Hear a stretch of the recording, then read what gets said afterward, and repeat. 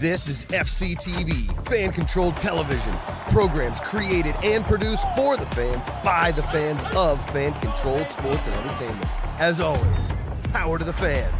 And now, it's time for the show. Oh no, what did you do to yourself? I don't think we've ever kicked off at the exact time we're supposed to be kicking off. I mean, this is what a treat. And we're wearing the exact same shirt apparently, so that's great as well. Were we late to start the show? Here's a big answer for you. No! I got one of these, baby. It's a no button. Can you even believe it? They sell these in stores. You can give somebody money and they'll give one of these to you. And every time you hit it, this is my last word. No! Hysterical. It's the Billy Bass of the 21st century. And somebody is just sitting on a golden toilet taking his big old dumps because of all that money you're giving them for all them no buttons. Amazing stuff. Every time a dookie plops, an angel gets its wings. Hello, I'm Alex Enriquez. Hi, I'm Kenny Stevenson. Yeah, baby. Welcome to Fan Control. We shouldn't have started this way. I know. Well, let's just breeze past like nothing happened. Welcome to Fan Control Fandom. This is everything in the Cape space. We are talking about superheroes. We are talking about space pirates. We're talking about dragon sword fighting people. And today, just because we're in a little bit of a lull in between Deadpools and Wolverines and Acolytes, and we're about to hit into a very busy fall. We've got not next Thursday, but the following Thursday, we got the first episode of Rings of Power. Later in September, we're getting Agatha All Along. We're gonna on my mother effing birthday, we get Skeleton Crew on December 3rd. So there's stuff coming, just not at the moment. And because very recently, I believe it was 2 weeks ago, Zack Snyder released his director's cuts of Rebel Moon Part 1 and 2. And we did Part 1, we've not done Part 2. So you don't have to. We watched Rebel Moon Part 2. And to be honest, I'm going to hold it against you.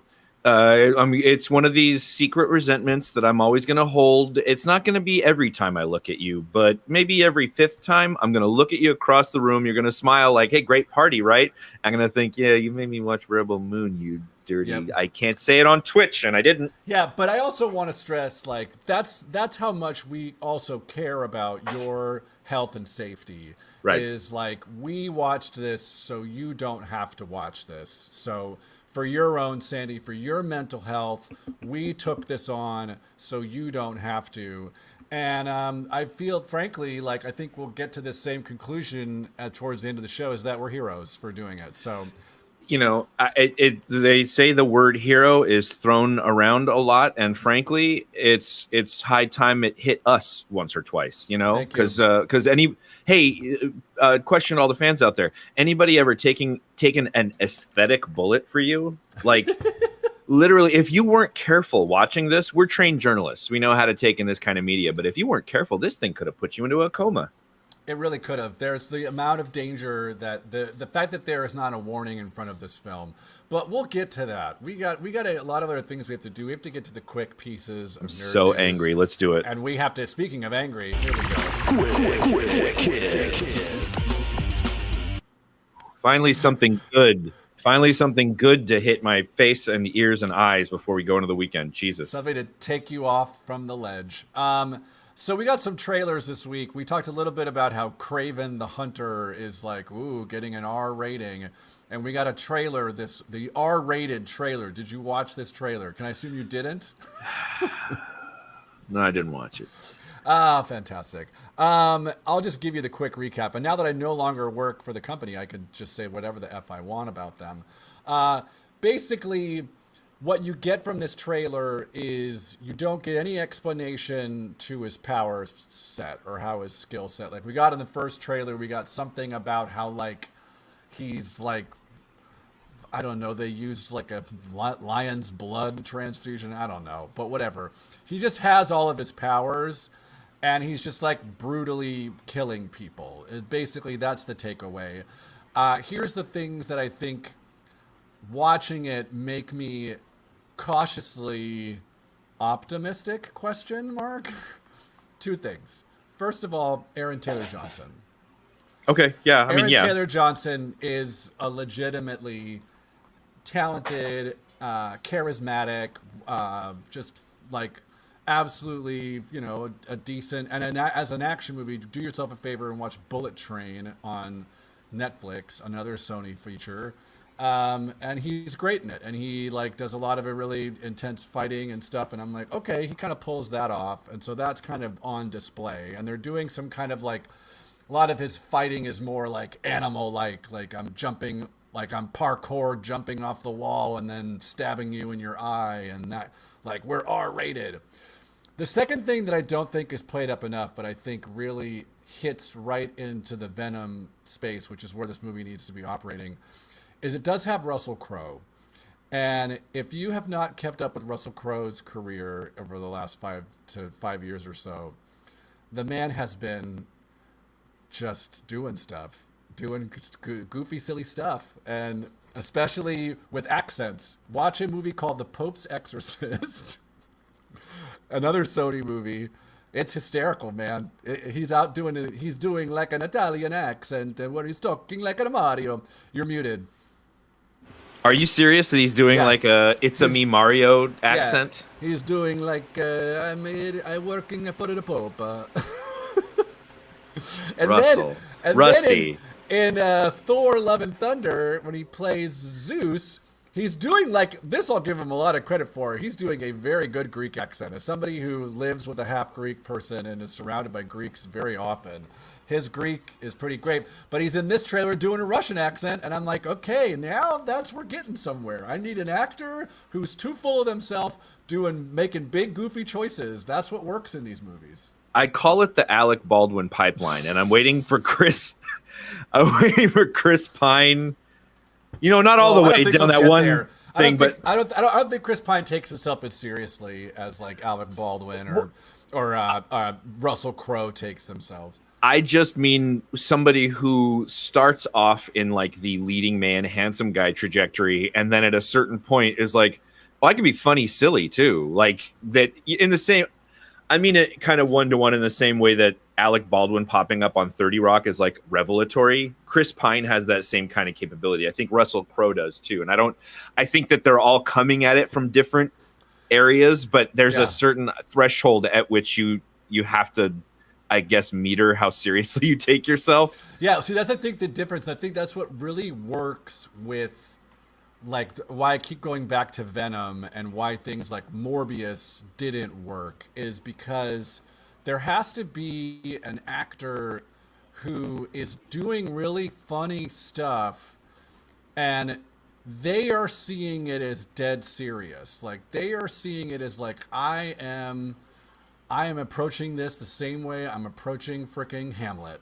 And like that's when the stuff really, that's when you're getting into work, baby. And it's like, you're seeing Russell Crowe being like, listen to a meme. Like, or like, what's a Russian, what is it? Listen to me, Craven. Like, listen to me, my son. You have to, I'm just like, okay, now we're getting into something that might be like checking some boxes here. To kind of ally it to what we're going to talk about later and a broader point, like, so nobody in this movie seemed like they were having any fun. And whether or not in Rebel Moon part 2, the Scargiver, the librarian's keep or whatever, search for the Dashminder. Anyway, I forgot what I was gonna ding dong say. So nobody's having fun. Nobody's having fun on set in this movie. Nobody in the Spider-Man Sony non-Spider-Man universe seems to be. I mean, Tom Hardy's having fun, but nobody else. They're not allowing anybody else to have any fun. And on the other side, you have the MCU, which has its own. Whether this is just PR, cotton candy, I'm gladly eating up. But they have a group chat that on the MCU side that it looks like it's fun to make those movies because they're like playing superhero.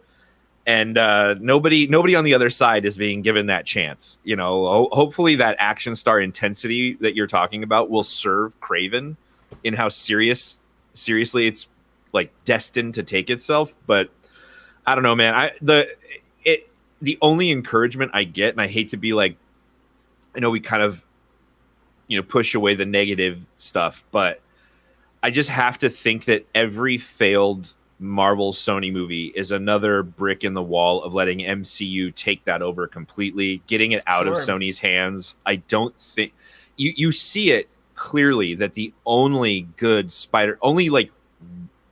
well-hailed Spider-Man stuff for the last 10 years comes from the MCU. And when Sony has the ball, they drop it. Except with Venom. I will implore you to watch Venom 2 because Woody Harrelson is in it. And even though Woody Harrelson is a Robert Kennedy Jr.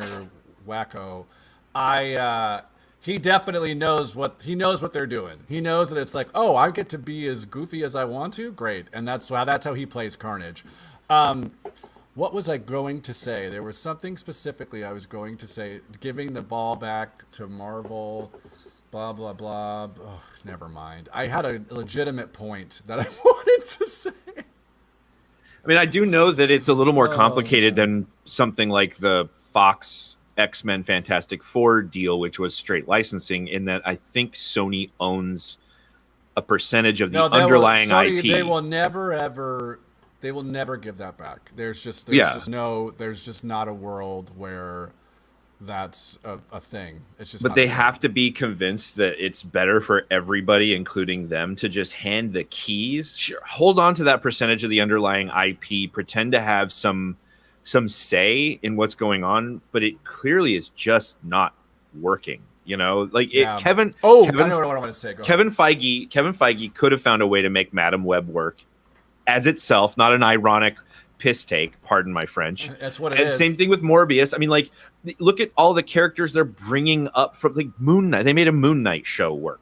Werewolf by Night. They can do anything over there. Talk about that Man Thing in that batch, Swamp Thing in that thing, amazing. Man Thing.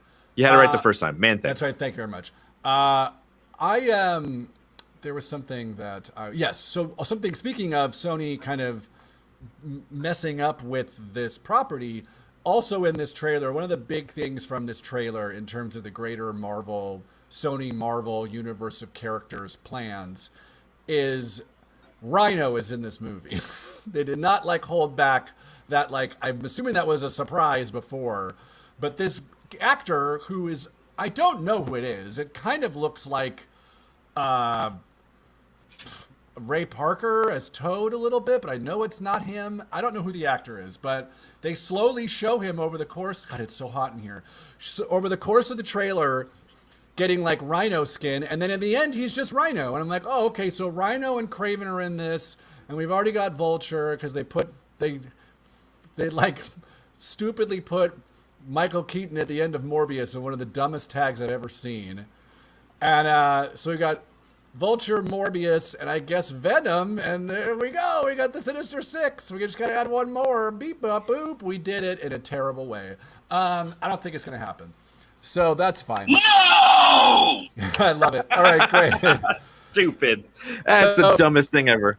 I have some other things, but I don't want to do too much longer here. Let's do this one real quick. This is kind of quick. A guy on Instagram who did some of the concept art for Deadpool and Wolverine that showed that there were a couple of other people that they were going to potentially have fighting at the end there with Blade, with Gambit, and with Elektra and X-23. Extra, can you take a wild guess as to who those two people were? And one of them would have been absolutely incredible. Cyclops and Storm? Nope.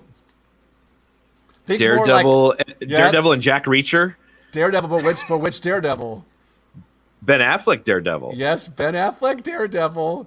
And the next one, we've kind of teased it a little bit, I believe, in another story on the show. It is going to it's going to floor your mind that they were hit me. Just hit me.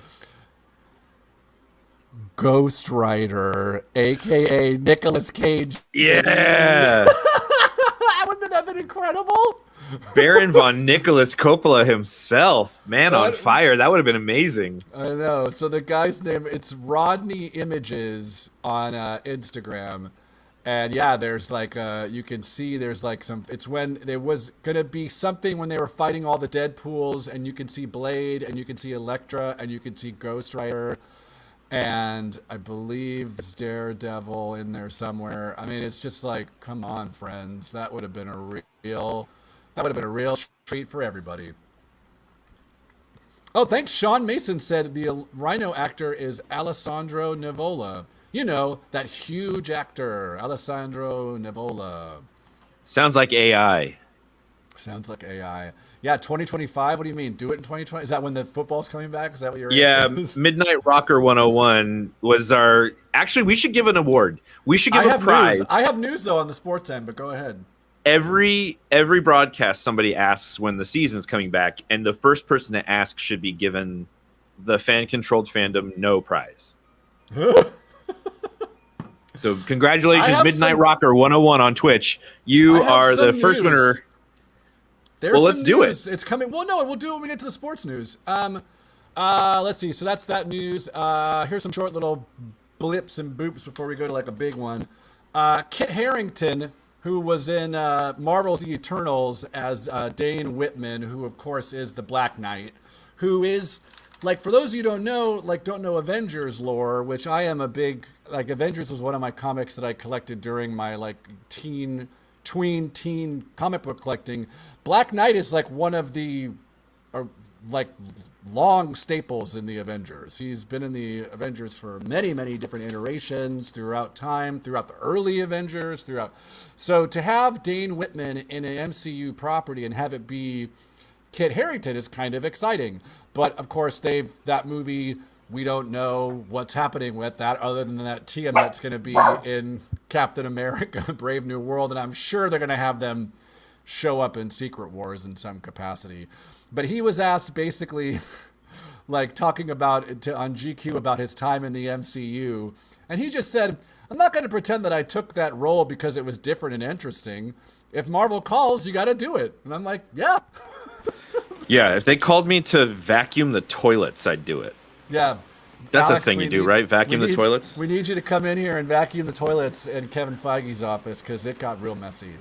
Yeah, Kevin ate. He got into a chimichanga eating contest with Ryan Reynolds, and it gave him debilitating diarrhea. I love this. He's been in the hospital. I love this for you. Yeah, I read that was my, like, yeah, duh. Like, duh. Like, the duh, you know what I mean? Oh, Sean Mason's going to see the new Aliens movie. We would have done the new Aliens movie this week, Alien Romulus, if this guy over there could handle watching a scary movie, but he can't. He can't handle watching scary movies. I can't do spooky scary. I saw the Prometheus movie. Was that an alien movie? That was, yeah, the prequel. It was a surprise alien movie that we didn't know about, and the whole time I had my T-shirt, like, the bottom of it wadded up in my hands, anticipating jump scares. I hate it. I don't like it. Well, yeah, you probably wouldn't like this one because apparently there's a lot of them jump scares in it. Yeah, don't do it.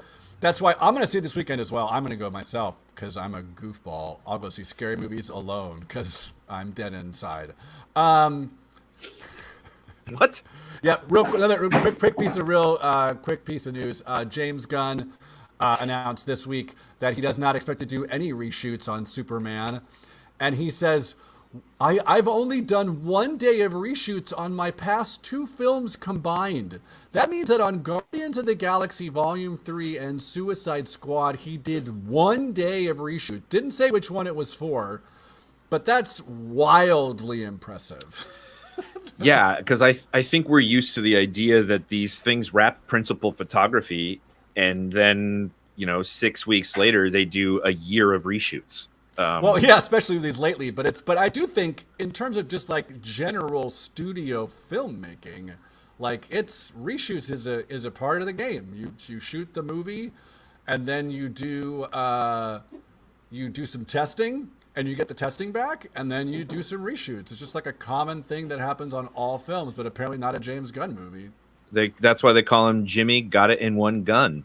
Jimmy Got It in One Gun. Sean Mason says they're making a Black Phone 2. I'm very aware of this. I've watched the first one. As a movie that, as a man who I believe my child was the same age as the child that gets abducted in that movie, I should have had a very hard time with, but I had absolutely no problem with because, again, I am dead inside. Yeah, little. I can't. That's another thing I have a hard time with. Like little girls in peril. I'm I like, was a little boy, I but gotta leave. still. I gotta leave the little boys for some reason. It doesn't bother me. Yeah. I'm like, they're fine. Kill them. Rub some dirt on it, Junior. Get back in the Bite game. that lower lip.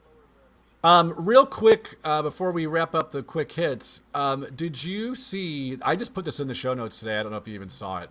Did you know that at Prime, Amazon, because MGM is now basically Amazon. Amazon MGM has just announced that they're going to make a Masters of the Universe movie. They're going to try to get this ship off the ground. Remember, Sony was trying to make one, and then Netflix was trying to make one, and now Prime Video is trying to make one. And they announced already who their He-Man's going to be. His name is Nickel. I'm gonna butcher his name. Nicholas Galitzine. If you don't know who this guy is, he was most recently in a movie on a huge streaming smash for Prime called The Idea of You, a rom-com with Anne Hathaway. I will tell you some stuff that I saw him in that I will tell you he is fantastic. He was in a movie last year called, oh shoot, what was it called? It's not Blocker. Is this the kid from Red, White, and Royal Blue? Yes, I think. No. I don't know if that's that guy. What's the name of the movie I'm thinking of? It's not Blockers. It was the two girls starting a fight. Oh, fight yeah. With Io. Iowa Debris. And, I can't remember the name of this movie. I can't remember it either. I gotta look. Oh, is it? Yeah, it had like Blockers. It had a kind of a twisty title, like a pun. Bottoms. It's called Bottoms. It's That's fantastic. what we. Yeah. Absolutely I didn't get a chance to see it. Hysterical film, and he in the movie plays the like jockey quarterback, but like playing at it, like plays at the joke of being like a football jock, and he's hysterical. He was also really great in a movie that Sony did that went to Prime, which was, I'm gonna say it, we made a remake of Cinderella with Camila Cabello and Well, that's right. Porter. My brain is not functioning, and I had COVID last week, not this week. Oh God. The guy from Pose, Billy Porter. Billy Porter played the Fairy Godmother. But he was like, they called him like the Fantastic Godmother or something. It was he's just amazing. But anyway, he's great in that movie too. He plays like the prince. He's like a really dynamic, fun, like multi-talented star. And to see him playing He-Man, I'm like, okay, sure, that works. It's I think it's going to be interesting to see. I mean, there's some kind of inherent, I'll say it, horniness that's going to take place with the character. You know, he's shirtless and greasy in a bandolier and a fur Speedo, basically. Yeah, right. Any action sequence, because, you know, if you're not familiar with the property, you've got your Prince Adam, who's like the Prince of Eternia. That's his secret identity. But when he holds aloft the sword of power, the sword, he says, "I'm He-Man. The power of Grayskull. I have the power." Yep. He becomes the He-Man, and that's when there's a lot of man nipple on screen. And I'm sure the MPAA is going to have something to say about that. Well, it's a streaming movie. They're kind of like, yeah, whatever. It's a streaming movie. You do whatever you want. Still got to rate it if you want a rating. I guess. Like, they might go, no, sorry, this one's too horny. Too many nipples. Well, Prime Video... He shouldn't French kiss Orko as much. Hey, look it up, baby. Look it up. Yeah, I got to say, like, this is a property that's been kind of like a doomed property lately. It's like one of these like what was the Terry Gilliam's Don Quixote movie that he tried to make and couldn't make? Like, this is a movie that's been trying to get off the ground for quite some time. So I'm gonna say good luck to you, Prime Video. You got yourself someone to center the movie around. Let's see what happens. I think we're at no better time than now to do it, because if you look at that original Masters of the Universe movie, it was like Dolph Lundgren. It was in that time when people would say, and, you know, and that lasted up until the 90s with the X-Men. It's like, well, yeah, we're going to do this movie, but we can't make it look like the original thing it's based on. It'll be ridiculous. So they can actually do a vision of He-Man now, and like do something cool, high fantasy, like with a look, with a feel to it, and people are keyed into that. Which is a great point. If there's going to be a time for it to work, it is now. Because like you can, like I said, you can just do properties as themselves. You don't have to Super Mario Brothers eyes it. Think about the trajectory of that film property. They go from, we had to do all this adaptation stuff and turn it into all these different things to make audiences like it. And then you cut to 30 years later. It's like, nope, just the thing. Just the thing. This is that to me, it was like that Masters of the Universe movie is just, we got to bring them into like 80s Detroit and Courtney Cox. And there's like a time machine. It's like, just put him in Castle Grayskull. Like, what are we doing? Like, just maybe that's a budget consideration. I don't know. Frank Langella is Skeletor. Oh, I mean, just stuff going on, baby. You just cast him again. Why not? That was the quick hits. I think he passed away or he got canceled. Something. Anyway, quick hits. Good night, everybody. I think he's still alive. Anyway. No. Hey, we're on the fan-controlled sports and entertainment Twitch stream, Facebook, Twitter, X, whatever that garbage platform is. We're there. I don't know if we should say that while we're on it, but we've been giving you a lot of the E in the fan-controlled sports and entertainment. It's time to give you some of the S with some sports. Alex, what's your one piece of sports news for the week?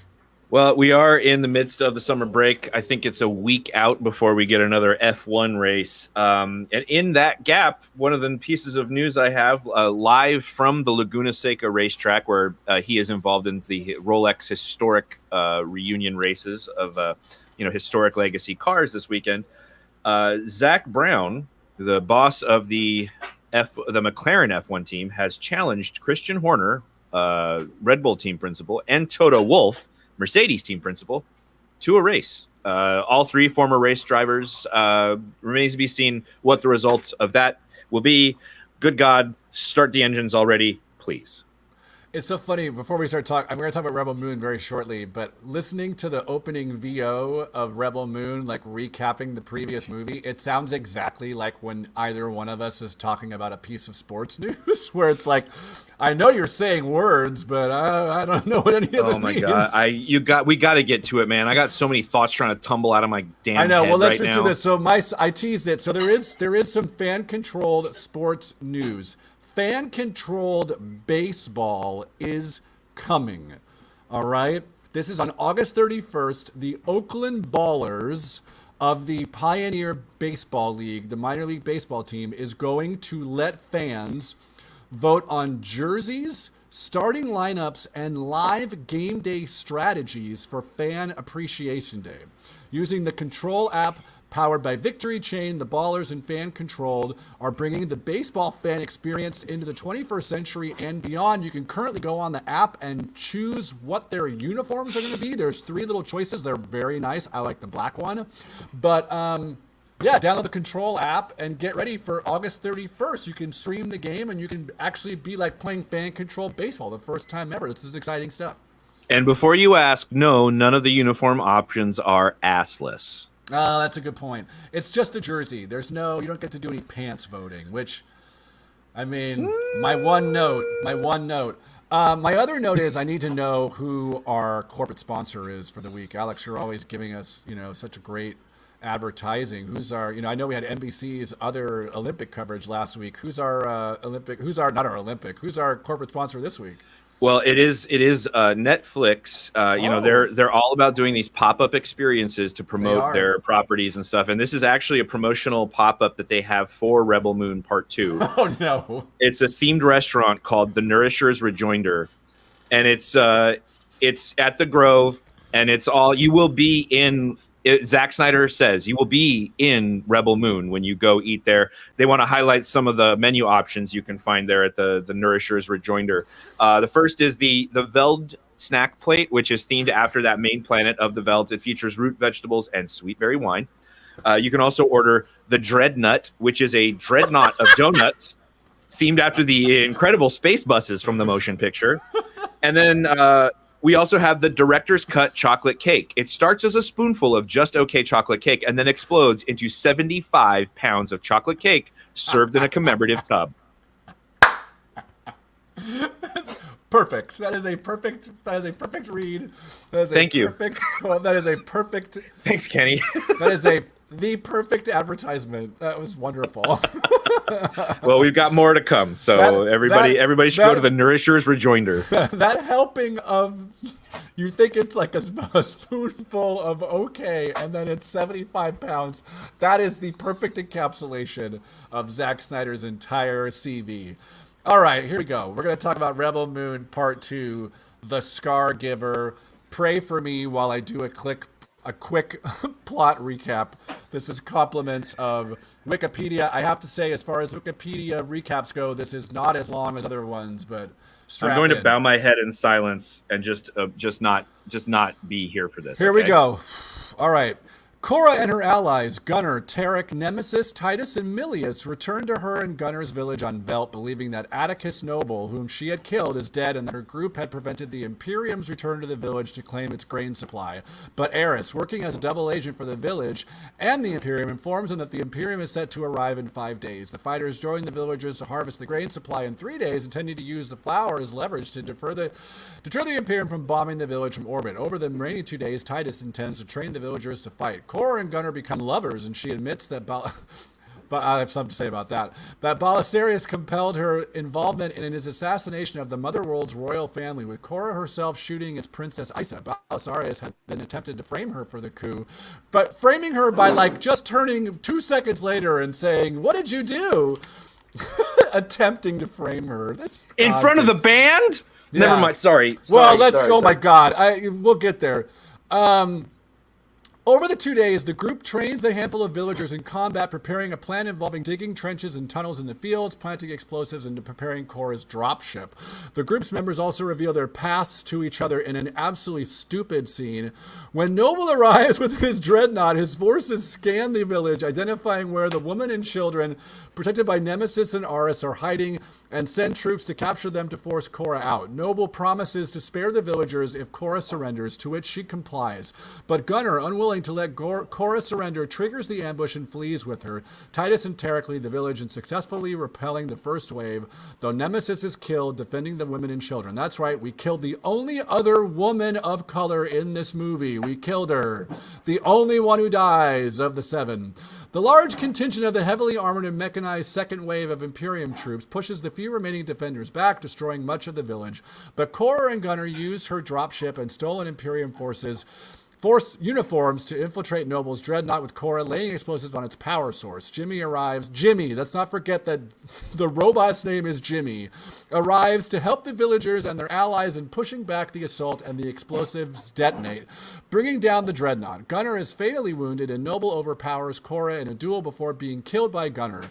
Cora and Gunnar flee the dreadnought, and Devra Bloodaxe and her rebel subordinates arrive in ships to destroy the remaining Imperium troops on Velt as Gunnar dies. In the aftermath, the village mourns the dead, and Cora admits her past, which Titus reveals, "Hey girl, I already knew that." He also reveals that Isa is alive, and the group declares their intentions to find her and fight against Belisarius, the Motherworld, and the Imperium. Now, before we talk about our reactions, this movie is 122 minutes long. I mentioned we're talking about this because very recently the extended director's cuts came out.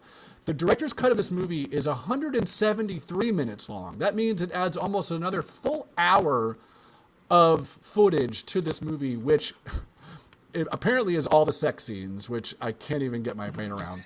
But we did this with the first movie before we give our real reactions, which I think you can kind of read between the lines and can see how we felt. Let's point out some things in this film this is Positivity Corner. We're going to say some positive things about this, and I will start and just reiterate something that I said the first time we watched this. And even though this is basic, we'll talk about the Star Wars of it all. The fact that there is 166 million is the budget of this movie, that amount of money is being spent on something that is original in the science fiction space is cool. I regardless of what I think about what I'm actually watching, the fact that large amount of money was spent on something that is supposedly not based on any IP, even though we'll talk about that. But yeah. But because of that, that is something that I think that is something that clearly Netflix has invested in and Zack Snyder has invested in. So that's something there. That's one thing I'll say. Alex, do you have anything else to add? I would add that, science fiction generally as a niche genre has been about serving unserved populations. And that said, it has been as a genre a very progressive genre. It's always imagining a better future, a more progressive future for progressive minded people. And that said, I think it's good to have Rebel Moon in the marketplace because they finally made an avatar for Republicans. Oh, it's supposed to be positivity corner. Yeah, no, it's the Republicans got an Avatar movie of their own. They got a science fiction that's what it's for. And congratulations. Congratulations. I'll do one more actual legitimate. But I do 100%. Everything I say is under the umbrella of, and what I was feeling this constantly throughout watching this movie. Thank God somebody's laying down dough on a big science fiction idea. We need more of it. If, this thing is doing numbers, it's going to make more better product. Yeah, exactly. Obviously not for me because I can't talk, but. Well, that's I think an excellent point is that aside from what we actually received, the fact that this, I'm assuming got a lot of viewers. I don't know. I have no idea. They don't release anything. But the fact that there's investment there in something is okay, well, if you spent money on this, maybe we'll spend something else on an actual good idea that a filmmaker, an actual competent storyteller would like to tell. I will say one other thing, and this is something that we've said about Zack Snyder through the 25 years we've been doing this show. The man comes from music video. That's where he comes from. So telling stories, not his strength, but creating visuals is his strength. The thing we'll talk about what's lacking in them, but there are definitely moments of this that looked cool. I'll say that. Oh, it's visually stunning. I mean, did we know from the first movie that the spaceships were ladies? But all of these, his thought process, the fingerprints of the creator, not just stylistically, but literally his thought process to me is laid bare as a creator watching these, where he can concoct these extremely imaginative and cinema ready images, knows how to capture them, knows how they're supposed to look. And as he's conjuring them, I think to him, they infer narrative. They imply, and what else exists around this thing? Yep. That does not an overall narrative or theme make. It is. Yeah, we'll get there. Yeah, sorry. It's okay. I just want to go ahead. He does know how to shoot this stuff. He has a style. It looks great. I wish if nothing else, this is a great resume for somebody to go, Zach, do you want to be my cinematographer, please? Oh, we said this when we were talking about the last one. That's his job. That's what he should be doing. Because even some of the fight stuff, this is a movie that was, I think, shot in 2021, or this was shot during SAG rule, COVID rules. They could only have 50 people on set that day or whatever. But he makes it feel full and vibrant, and the action sequences are, unlike stuff you'll see. And then I think that's the end of Positive Corner, because that's about all I got. So I don't know where to start on this. I'll just say this. This is where I'll start, okay? And this says a lot for me. There's no way this should have been 2 4-hour movies. No. This should have been 1, maybe 3-hour movie. There is so much. It just doesn't work. This as its own movie doesn't work. It doesn't have a full narrative. It doesn't have an end of the first act, and then there's no character arcs. There's nothing. This functions wholly as the next episode of the show. It doesn't move because nothing nothing narratively propels anything. There's no propulsion from one scene to another. It is just things happen because Zach wants them to happen. There are a series of images that Zach wants you to experience in this line. He's trying to brute force a Star Wars, taking all the wrong lessons from watching a Star Wars. For instance, number one, the whole of Star Wars, not just as A New Hope in 1977, but the IP broadly, editing.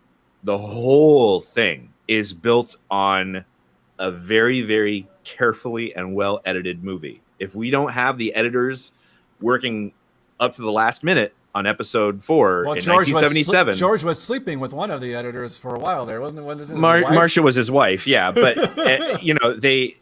they are the ones who made the movie that became a sensation. If they're not involved, Star Wars is not the thing that we all know and love. And Zach does not realize that. Zach is a maximalist. Zachary Snyder is like, there's just more for the sake of more. I mean, I know you want to talk about the love scene, but like, yeah, I have never wanted to see nipples less. I never thought I'd be at this point in my life where I'd be like, can we not have the naked woman on the screen? Like, if you want people to be into your sex scene, they have to like your characters and like them together. I had no feeling about these people. He just wanted to show these two beautiful people being very, very sexual with each other in a way that frankly made me uncomfortable. It was like out of place, out of context, didn't serve anything. And if you look at the end of the scene before it where they kiss and the beginning of the scene after it where they wake up in bed, if you just join those two moments, it's a great moment of editing that moves the story forward a little bit and doesn't unnecessarily dwell everywhere. I watched that scene, and the only reason I wanted to bring up the sex scene was because he had said like, oh, the director's cuts are unrated and it's got like more violence and all the sex and blah blah blah. And I've never seen something so blatantly like cut out of a scene. Like, you know what I mean? Like they kiss and then it cuts to them post coitus. I'm like, okay, well clearly this is where a sex scene is. And you're right. It's like a lot of other stuff in this, I almost said the SH word, stuff in this movie, and this goes back to what I was saying about this isn't a sequel, this isn't like a proper sequel, is that nothing is earned. And none of the characters are deepened. The reason why I say like this doesn't work as a movie on its own is because movies that are even like movies that pick up where the story left off even, has to be character. There has to be a character arc. And but this movie just assumes like it plays like an extended third act of the first movie in which, hey, we've already done quote unquote character work in the second act. So in the third act, we don't have to, because this movie, every single ancillary character in this movie, their character is not expanded in any way, shape, or form except Cora's, in that she is a child murderer, and that's it. And that's the only thing that's extended as far as characters, so that when you're hour and a half in, watching these people who you don't care about fight in these elaborate fight scenes, the fight scenes are unbelievably boring, and they don't have any sort of, there's no stakes. You don't feel anything because I don't care about anyone at all. You have not attached me to any character in this movie. And that's not filmmaking behind the camera. That's storytelling. And that's his biggest flaw as a filmmaker, is he can't tell a story. He's narratively inarticulate. He's visually, he's got it all going on. We've said that over and over again, but I think if he's looking at something like Star Wars and how to mimic that, he doesn't understand that there are stylistic references upon which everybody can agree You don't need to have these expanded scenes of origin stories of why each of these people are the chosen one. Let's talk about that scene. Oh my God! Like it's just more to be more, just more to be more, and it instead of like, you know, there's a delayed gratification effect to in 1977 hearing he fought in the Clone Wars. And then you don't know what that is. You have no frame of reference for what that is or any specific content around it for years and decades. And Zach just goes, your dad fought in the Clone Wars? Let's see an hour of it. No mystery, no holding back, maximalism. So again, we watched this movie so you don't have to. The only quote-unquote character work in this movie is the Seven Samurai, because again, this is... Well, I want to talk about that next, the pitch on this movie, which is still a good pitch, but not what we got. But the Seven Samurai are sitting around the table, and Djimon Hounsou, who is, I would say, probably the best person in this movie, he basically says, in one of the most clunkiest setups, it's time for us... Since we're all going to be fighting, we need to reveal all of our secrets right now. And he's like, here's mine. And then we see his flashback. And I was like, in the back of my head, I was like, dear God, if we see 5 flashbacks, I'm going to, this is the dumbest thing ever. And then we did. And then we saw every character's stupid flashback. And I'm like, this is not storytelling. You are telling me. Like, I know there's it's story. It's weird. It's story showing, but in the wrong way. Yeah, but it's like having people, because you know what it is? Because they're still telling. They're telling stories instead of like actually taking that time to set that up. Like, flashbacks are so hard, and flashbacks to show motivation as like are hard because they're not placed in the current narrative. So unless you're going to relate that flashback to what's actively happening, like it's tough. Like it just doesn't work. Like Djimon Hounsou talks about how he like wouldn't wouldn't mow down a city. So the only way that works is if he somehow is presented with that same dilemma. You know what I mean? Then that flashback is earned. If you're just telling me that, then you're just wasting time. And I was so groaning when I was like, all right, now it's time. You know, camera cuts to the next person and they're like, I had a hard time too. And I'm like, oh God. And we got to go watch Guy with his shirt off. Oh my God. Can we talk about I'm so sorry. Shirt off guy. When Guy with his shirt off cuts to when he was a prince, the hat that he is wearing. Yeah, the Secret Man hat. Unbelievable. The Secret Man hat. A crappy fedora? Yeah, like he went to like a costume shop and it's like spy hat, and that's what he's wearing. Actually, this brings me to a bigger point that I wanted to make as well about this thing. That like, so this is big sci-fi taking you to worlds beyond worlds. I know where you're going here. It's still about corn. And it's still about having flour, and there's still a guy in a cap with suspenders, and it's like, what is it? Which one is it? Is it post-industrial revolution, or is it post-apocalypse? Is it the timing of it all just doesn't fit? Like sometimes we're on a spaceship, and sometimes we're like grinding the mill, and I'm like, what? No, like what time are we? Are we far, far away, or what? Just if you want to do it. Just do it and say that we're a galaxy far, far away a long, long time ago. But this points again to him just having a series of images he wanted to show. Djimon Hounsou with the cap and the suspenders in front of the fire with the thing. Like he just wanted that image, and it leaks everywhere. That just like it's inarticulateness. All right, so let's talk about so we're kind of touching it there. So this like whole like look and feel and what we're so if you don't know, this whole franchise was it's unclear if this was pitched to Disney or if this was in development at Disney. It's unclear, but the idea is this is Zack Snyder's Star Wars movie, and Zack Snyder either pitched this or developed this at Disney, and the pitch on it was it's the Seven Samurai, which is the famous Akira Kurosawa movie that was then turned into the Magnificent Seven, a Western from the 60s. And then the Three Amigos.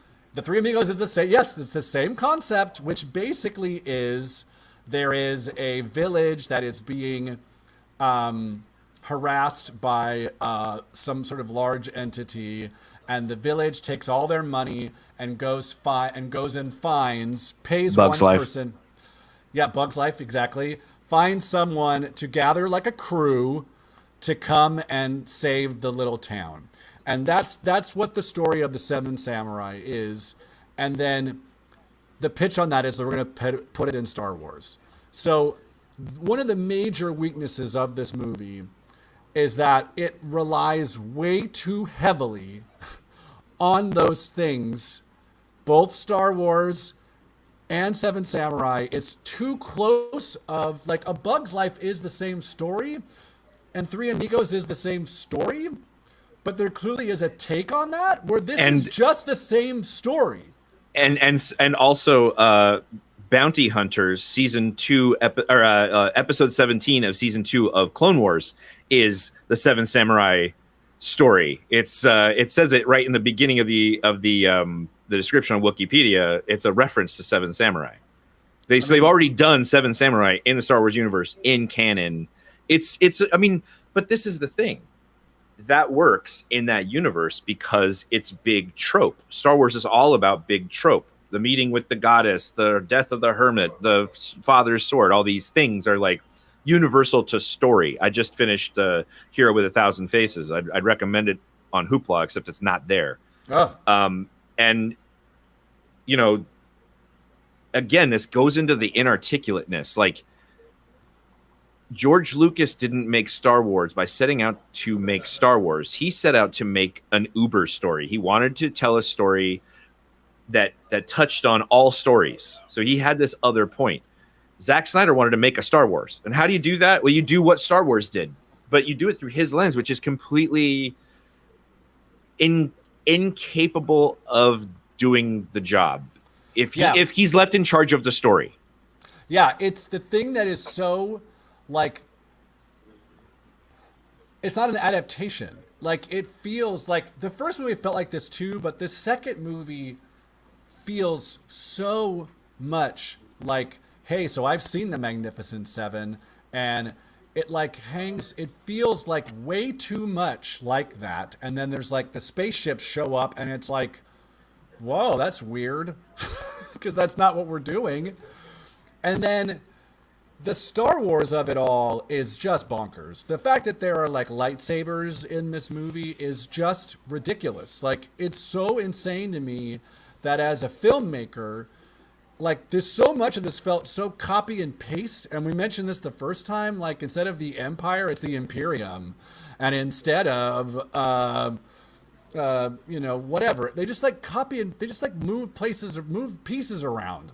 And it doesn't, you didn't actually adapt anything. You just made it the lightsaber. There are literal swords that light up red and blue in this, and they fight with them. I'm just like, dude, like, really? Like, you cannot come up with something better than like, oh, well, see, but actually, see, because they're knives and they just light up blue. They're not actual like lightsabers. But I'm like, you're just doing the same thing. It's just like some of the most lazy stuff I've ever seen.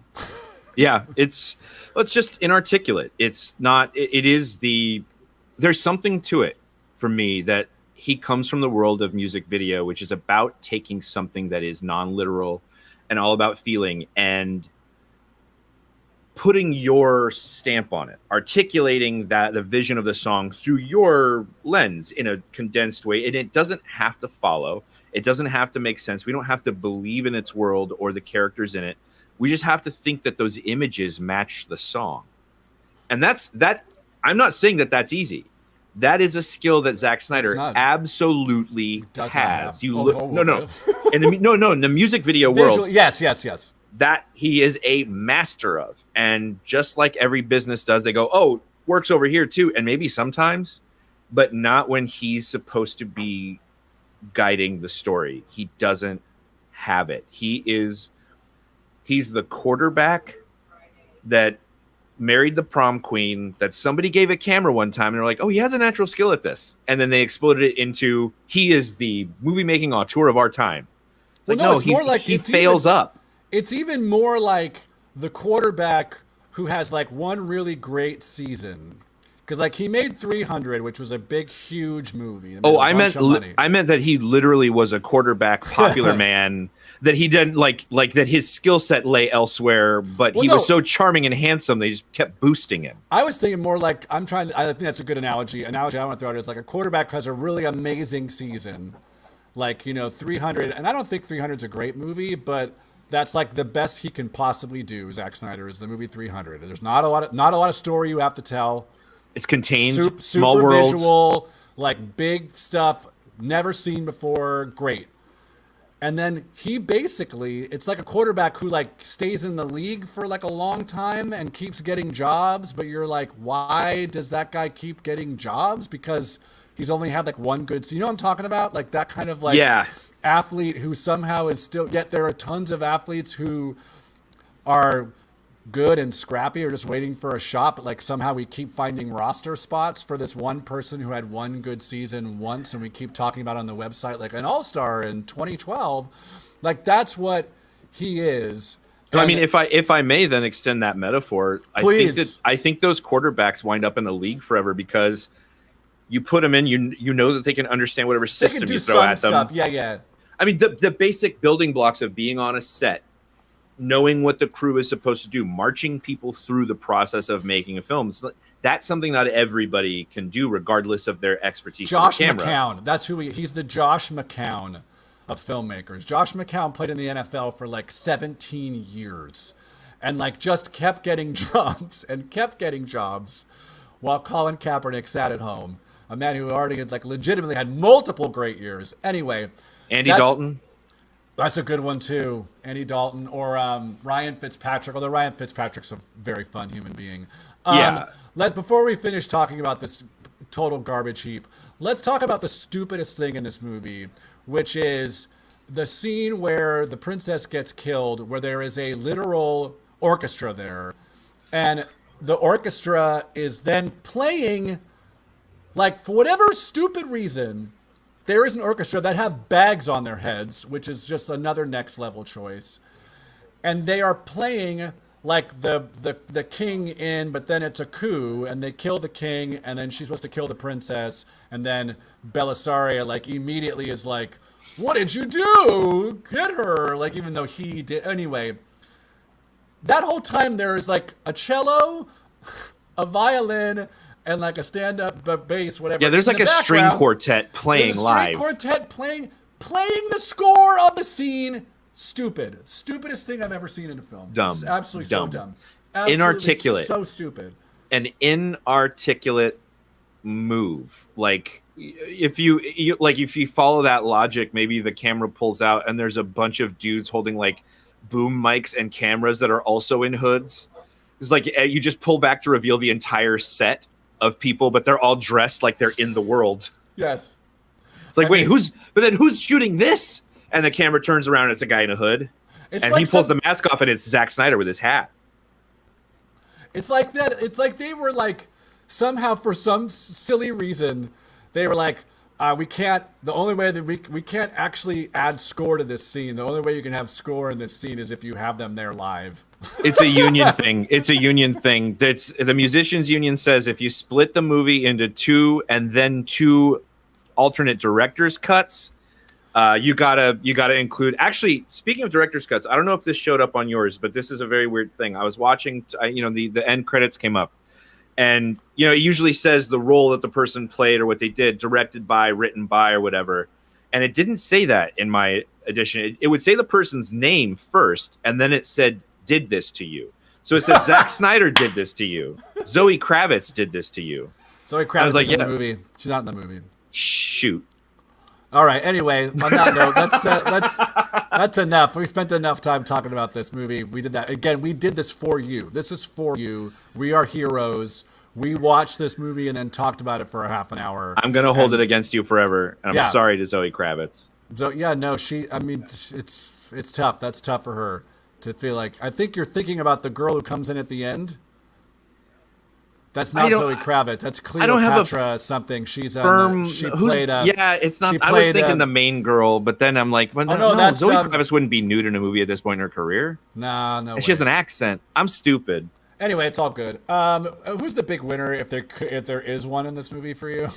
It was my right thumb, because that was the one that got to hit the stop button at the end and Amen. put all of us out of our ding dong misery. Amen. I'm gonna give it to Jamin Hansu just because, like, I think if there's anybody, I think he's the only person that understood the assignment. I think everybody else was like taking this way too effing serious. Every actor was like, "This is once I finish shooting this, I'm gonna be the next Tom Cruise." Like, just ridiculous. Jamin Hansu was like, "Look, guys, it's a dumb action movie. That's what we're doing. Like, you got it. Like, that's it. Yeah.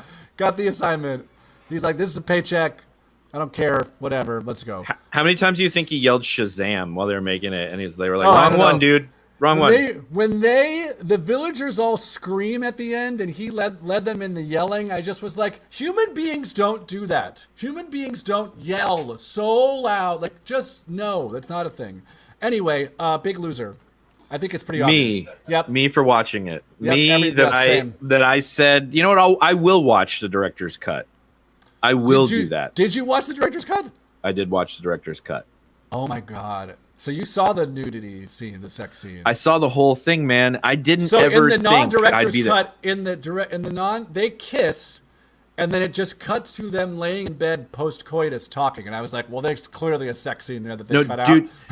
It's like 5 minutes long, and he kisses her entire chest area for a very long time. You're kind of selling me on it. Anyway,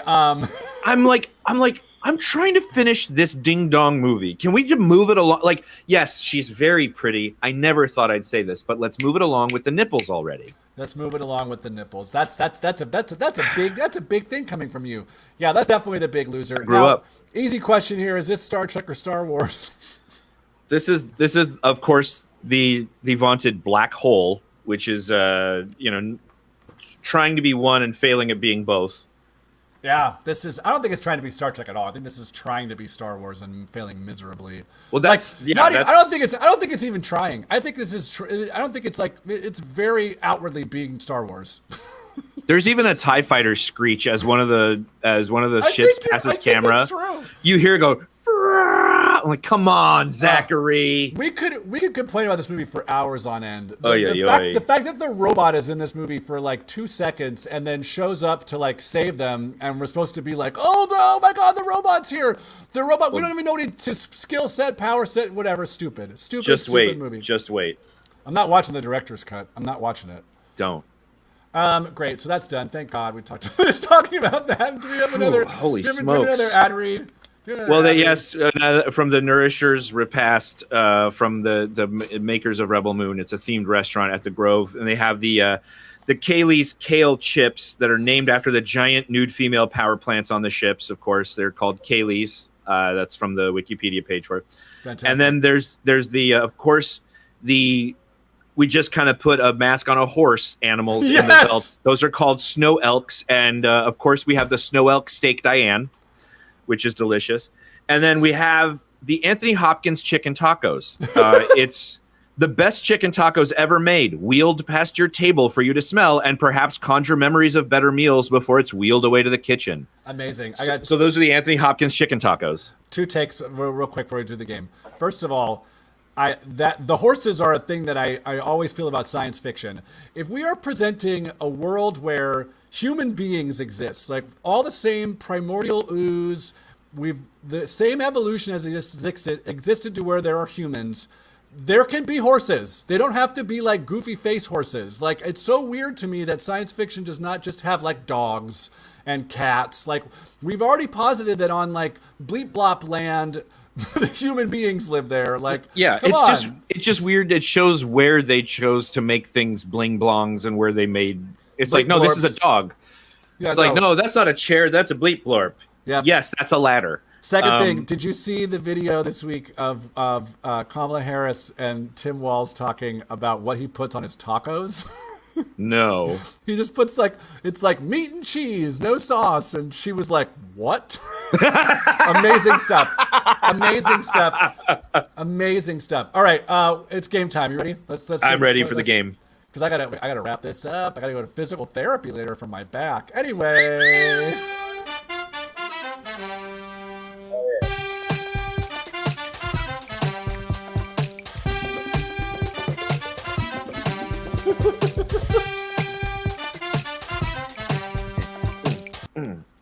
All right. What's the game? Your game. Let's go. The game is called Who Are You? It's the game of proving that Zack Snyder is not the worst Snyder. Yeah, I love this. Let's go. So, of course, you've got what's his name, Daniel Snyder, who used to own the Washington football team, the Commanders. Former owner, of course. He has a brother named Zach. They're not related. Really. Insane. But here, all the complaining we did about Zack Snyder, all he does is make movies we don't like. He's not an actual supervillain like Daniel Snyder. So I'm going to ask you questions. You will have to tell me whether it's true of Daniel Snyder or false of Daniel Snyder. Wow. Okay. So question number 1. Did he see an American sports team with a slur for a name and say, yes, this is the rich tradition I would join myself to? True. Yes, that's true. That is Daniel Snyder. Did he buy 12% of the stock of Six Flags and within 4 years had installed himself as CEO and tanked the stock price, making the value so low the company was delisted from its stock exchange and ultimately put into Chapter 11 bankruptcy protection? Is that true or false of him? That's true. That's true or false. Is it true or false that he was a kindly apartment superintendent to the Romano family in Indianapolis, Indiana? False. False. No, that was a TV character on the show 8 is Enough, and his name was actually Schneider, not Snyder. I was gonna say Schneider. Isn't Schneider? Isn't that not? That's One Day at a Time. You mean not? Who cares? Executive produced the Tom Cruise World War II movie Valkyrie, directed by fellow supervillain Bryan Singer. That's true. That's true. Oh my God, Bryan Singer and Daniel Snyder working on the same movie is just like the call sheet from hell. An Eiffel Tower of trauma. Yeah. Was he the first person to flat out sneeze into a buffet, thus necessitating the sneeze guard? Yeah, true. Unknown, actually. We can't prove it. I'll take it though as an answer. Said he would never change the name of the Washington football team and said, quote, "You can use all caps," close quote. Yep, true. Yeah, true. Subsequently tried to minimize the fallout of that decision by starting a Native American outreach charity that had the same slur in the name. Is that true or false? Yes, that's true. That's true. Is it true or false that he blocked out the sun from the whole town of Springfield in order to make them dependent on his nuclear power plant? Sounds like Montgomery Burns. Yes, that's false about Daniel Snyder. That's true about Montgomery Burns. Has been accused of deceptive business practices, including not issuing refunds on deposits for fans and keeping 2 sets of books to withhold ticket revenue from visiting teams. Yep, true. That's true. And finally, is it true of him that he allegedly always has an itchy butt because he, quote, can't figure out how to wipe hard enough, close quote? True. That's true. And that's the Who Are You, the worst Snyder game. That was fantastic. That was a great game. Thank you. I loved that. That was excellent. All right, great. Before we wrap up here, we got to do the Hoopla recommendations. Hoopla, you put in your, Alex kind of teased it a little bit, but you put in your library card and you can check out all kinds of digital comics and manga, and it's awesome. Alex, what's your recommendation for the folks? I'm still making my way through the Brood Saga by Chris Claremont and Dave Cockrum. It's a lot of fun. The colors are mighty bright. Yeah, I can say that. I checked in. I can say that man's last name on Twitch, but only twice. Got it. I'm in a huge High Republic reread. Not reread, but I'm reading in order. And so I'm actually rereading some of the Marvel series. So I'm on one. This is by Kevin Scott. This is actually issues 6 through 10. It's a trade paperback, but it's mostly about the battle against the Drengir, which is awesome stuff. The High Republic freaking rules. I absolutely love Can I this say stuff. something? Please. I got to a point with my reading of the High Republic graphic novels, trade paperbacks, where there are 3 different books that all say they're volume 2, issues 6 through 10 It's of tough. something. I sent you that list. I sent you that link to the guy who Yeah, I was trying to cross-check it, and I couldn't figure it out. If you dig a little deeper on that, it's all there. I'll show you. I'll give you a tutorial on the next episode. Hold my hand, Kenny. Okay, great. So one more ad read from the this Nourishers pop-up. the Nourishers Rejoinder is the couple of final menu items. You have the Chosen Ones, Can't ever pick just one main featured entree? Order the chosen ones, and we will heap all of them onto one plate and present it to you like, this is what you like. We've got the heap of bones, which is our potato straw haystacks, where you can pretend to eat a whole heap of bones, just like the big ladies in the ships. Yeah. Finally, we've got a menu item featured called The Only Way to Stop Him, which is you going and eating at another restaurant and never returning. It's the only way. That's the only way. This is a terrible / great pop-up. What did your dogs think? We're at the point now where we're gonna find out what our dogs thought of this. What did your dogs think of Rebel Moon Part 2, The Scar Giver, based on the novel Push by Sapphire? I looked over at one point and they were all lined up covering their eyes like this. It was really cute, but an effective form of protest. My dog, because my mother-in-law is staying with us, my dog was and my wife had went to sleep early with my daughter starts in the bedroom. And then when I go to bed, I move her out and she sleeps on the couch when the mother-in-law's, because my mother-in-law stays in her room. So the dog was just like, I don't want any part of this. These other two folks, my mom and the other girl who lives with us, she's sleeping in this room. I'm going to go sleep there because that's 1,000% better than what's on the screen right now. And she said that in like very clear, perfect English to me. Kenny, I want you to look at me right now. I want to be very clear with you. Yeah, very, very clear. Great. We did it. I mean, we really, truly should get the gold medal for just awesomeness, for talking about this movie that's absolute garbage. And you, I think, should get the gold for watching the director's cut. Holy cow. What? I think they should give me the director's butt. Or the purple butt. The purple butt, I meant to say. Butt. Where can the folks find you, Alex? At Duke_Midnight on Threads and sometimes Instagram and wherever major magazines are sold.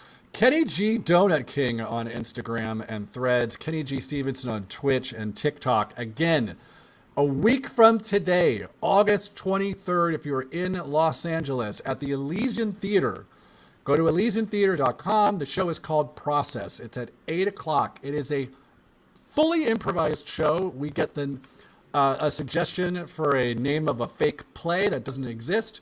We then do auditions. We then do the table read. We then do rehearsals. And then we give you the final act of this play, this fake play. It's an hour-long show, fully improvised. It is one of my most favorite shows to perform. And we need to pack the house, because if we have a really good house, they'll give us a run. And it's an awesome space, and it's an awesome place for this show. Come check it out. You're going to have the runs. I don't know about that. I don't want to guarantee gastric distress. Okay. But it's your business, pal. All right. On that note. N-O, no. Bye-bye. Bye.